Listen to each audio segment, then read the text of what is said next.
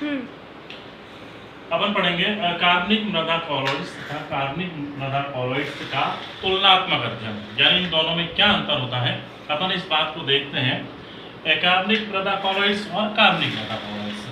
अकार्बनिक मृदा कॉलॉइड्स जो होते हैं इनमें सिलिकेट मृत्तिका तथा आयरन और एल्यूमिनियम ऑक्साइड पाए जाते हैं, जबकि कार्बनिक मृदा कॉलॉइड्स जो होता है इसमें ह्यूमस पाया जाता है। इसकी संरचना सिलिकॉन, एल्यूमिनियम, आयरन और ऑक्सीजन आदि तत्वों से मिलकर बनी होती है, जबकि इसका निर्माण जो होता है वो कार्बन, हाइड्रोजन और ऑक्सीजन से होता है। ये खनिज पदार्थ होते हैं, जबकि ये जो होते हैं वो कार्बनिक पदार्थ होते हैं। इनकी धनायन विनिमय क्षमता तथा जल धारण क्षमता कम होती है, जबकि इनकी धनायन विनिमय क्षमता और जल धारण क्षमता दोनों ही अधिक होती है। इसमें ऋणायन स्रोत OH समूह होते हैं, जबकि इसमें ऋणायन स्रोत जो होते हैं वो कार्बोक्सिलिक समूह, OH समूह और फिनोलिक समूह होते हैं। धनायन विनिमय क्षमता इनकी अगर हम बात करें तो इसकी क्षमता का मान जो होता है वो 3 से 100 सेंटीमोल प्रति किलोग्राम होता है, जबकि इसकी धनायन विनिमय क्षमता का मान 150 से 300 सेंटीमोल प्रति किलोग्राम होता है। इस प्रकार अपन कार्बनिक मृदा कॉलॉइड्स और अकार्बनिक मृदा कॉलॉइड्स का तुलनात्मक अध्ययन कर लेते हैं। देखिए अपन देखते हैं अकार्बनिक मृदा कॉलॉइड्स के महत्व। इसके जो महत्व हैं, पहला है मृदा में उर्वरता, दूसरी है जल धारण क्षमता, तीसरा इसका महत्व होता है धनायन विनिमय क्षमता, चौथा इसका महत्व होता है पोषक तत्वों का अधिशोषण और इसके भंडारण में वृद्धि, और पांचवा है बंधक प्रभाव। अपन इनके एक एक जो महत्व है उसको पढ़ेंगे, क्योंकि जब मृदा में अकार्बनिक कॉलॉइड्स उपस्थित होते हैं तो ये मृदा के भौतिक और रासायनिक दोनों ही गुणों को परिवर्तित कर देते हैं। पहले हम बात करते हैं मृदा के उर्वरता की, क्योंकि जब मृदा में अकार्बनिक मृदा कॉलॉइड्स यानी मृत्तिका उपस्थित होती है तो मृत्तिका की उपस्थिति के कारण मृदा में बहुत सारे पोषक तत्व आ जाते हैं, जिससे उसकी फर्टिलिटी यानी उसकी उर्वरता बढ़ जाती है, वो उपजाऊ हो जाती है। दूसरी अपन बात करते हैं इसकी जल धारण क्षमता की।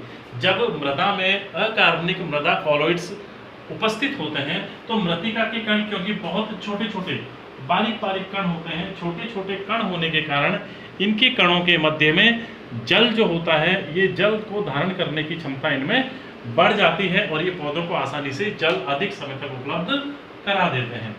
धनायन विनिमय क्षमता, मृदा में जब अकार्बनिक मृदा कॉलॉइड्स उपस्थित होते हैं या मृत्तिका उपस्थित होती है तो क्योंकि मृत्तिका पर ऋण आवेश पाया जाता है तो वो धन आयन को अपनी ओर आकर्षित करके अपने पृष्ठीय क्षेत्रफल पर धन आवेशों को बढ़ा देते हैं। जैसा कि अपन पहले भी पढ़ चुके हैं, धन आयन अधिक मात्रा में होते हैं तो वो जो मृदा विलयन होता है उससे धन आयनों का आदान प्रदान आसानी से हो जाता है और वो धन आयन उपजाऊ पोषक तत्वों के जो धन आयन होते हैं वो पौधों को आसानी से उपलब्ध हो जाते हैं। इसी प्रकार से अपन बात करते हैं पोषक तत्वों के अधिशोषण की, क्योंकि अपन इसको भी पहले पढ़ चुके हैं। क्योंकि मृदा कणों पर ऋण आवेश होने के कारण ये भूमि में उपस्थित विभिन्न प्रकार के धन आवेशित कणों को अपनी ओर आकर्षित करके अपनी पृष्ठीय सतह पर अधिशोषित कर लेते हैं और उनको एकत्रित करके पौधों को उपलब्ध कराते हैं। इस प्रकार ये इनके भंडारण में भी वृद्धि करते हैं। बंधक प्रभाव, क्योंकि इसके कण जो होते हैं छोटे छोटे कण होने के कारण अकार्बनिक मृत्तिका के ये एक दूसरे को आपस में बांधे रखते हैं और ये बालू के कणों को भी आपस में बांध के रखते हैं, जिससे वो पौधों को आसानी से उपलब्ध हो जाता है। इस प्रकार से अकार्बनिक मृदा कॉलॉइड्स जो होती है वो मृदा में कई सारे महत्व रखती है और उसको उपजाऊ बनाने में अपनी भूमिका निभाती है। बच्चों अपन देखते हैं कार्बनिक मृदा कॉलॉइड्स के महत्व। कार्बनिक मृदा कॉलॉइड्स जब मृदा में उपस्थित होते हैं तो उसके महत्व को बहुत ज़्यादा बढ़ा देते हैं। मृदा संरचना, जल धारण क्षमता, मृदा ताप, धनायन विनिमय क्षमता, सुघट्यता एवं संसंजन, पोषक तत्वों की उपलब्धता और उभय प्रतिरोधन क्षमता, ये सारे गुणों में वृद्धि कर देते हैं। तो अपन देखते हैं मृदा संरचना, क्योंकि जब कार्बनिक मृदा कॉलॉइड्स यानी कि ह्यूमस जब मृदा में उपस्थित होते हैं तो वो मृदा की संरचना को बदल देते हैं, उसकी संरचना में सुधार करते हैं, क्योंकि ह्यूमस की उपस्थिति के कारण मृदा में पोषक तत्वों की वृद्धि हो जाती है और उसकी संरचना में सुधार होता है। जल धारण क्षमता, ह्यूमस की उपस्थिति के कारण मृदा जो है उसकी जल धारण क्षमता का मान बहुत बढ़ जाता है। इसका मान लगभग 150 से लेकर के 300 सेंटीमोल प्रति किलोग्राम तक बढ़ जाता है। मृदा के ताप की अगर अपन बात करें, क्योंकि जब मृदा में ह्यूमस उपस्थित होता है यानी कार्बनिक मृदा कॉलोइड्स उपस्थित होते हैं, तो ह्यूमस की उपस्थिति के कारण उसका रंग जो होता है वो काला भूरा हो जाता है, और काला रंग यानी गहरा रंग होने के कारण ये मृदा जो होती है वो सूर्य के प्रकाश को अधिक अवशोषित करती है, जिससे उसका ताप बढ़ जाता है, उसके ताप में वृद्धि हो जाती है। धन आयन विनिमय क्षमता की अगर अपन बात करें, तो क्योंकि ह्यूमस की उपस्थिति के कारण उसमें ऋण आवेशित कण होने के कारण ये धन आयन को अपने पृष्ठीय सतह पर अधिशोषित करके रखते हैं और मृदा विलयन से धन आयनों का विनिमय करते रहते हैं। सुघट्यता और ससंजन की अपन बात करें तो इस गुण में कमी आती है। जब ह्यूमस मृदा में उपस्थित होता है तो ये मृदा की सुघट्यता और ससंजन दोनों ही गुणों में कमी ला देता है, जिससे मृदा में सुधार होता है।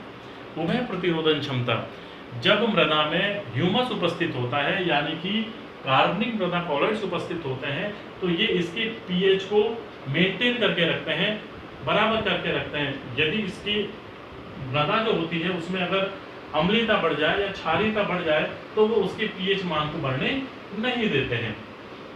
लास्ट अपन पॉइंट की बात करते हैं पोषक तत्वों की उपलब्धता, क्योंकि ह्यूमस जब उपस्थित होता है मृदा में तो बच्चों उसमें पोषक तत्व पहले से ही उपस्थित होते हैं, इसलिए ह्यूमस की उपस्थिति के कारण मृदा में पोषक तत्वों की मात्रा बढ़ जाती है, पोषक तत्वों का भंडारण बढ़ जाता है, इसलिए उसमें पोषक तत्वों की उपलब्धता बढ़ जाती है। इस प्रकार बच्चों अपन ने ये मृदा कॉलोइड्स के पार्ट 3 को यहाँ पढ़ा और अपना ये पार्ट जो है यहाँ पर समाप्त हो जाता है। अगर आपको इससे भी आगे अगर पार्ट देखने हैं एग्रीकल्चर केमिस्ट्री से संबंधित या केमिस्ट्री से संबंधित, तो आप मेरे इस YouTube channel chemistry with Rajesh Alwar को लाइक करें, सब्सक्राइब करें और भी अच्छे इससे ट्रिकी मेथड से आपको पढ़ाने की विधि का ज्ञान मिलेगा, उसकी नॉलेज मिलेगी। धन्यवाद।